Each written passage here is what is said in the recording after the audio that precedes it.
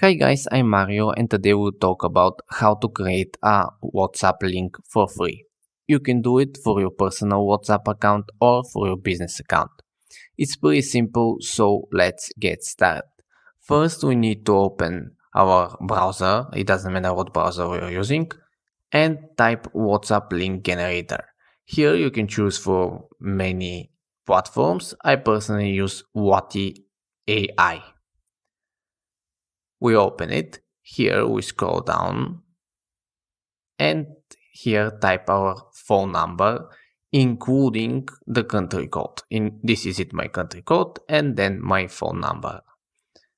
Here welcome message I will show you in a second where it shows. So let's say just hello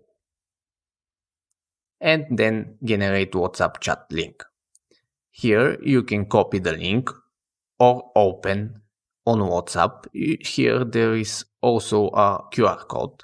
So let's open on WhatsApp to see where this hello came in. Here you can see that the message hello is actually preloaded for the person who opened the link. So that's it pretty much. Thanks for watching. If you like this video, give it a like and subscribe to see more.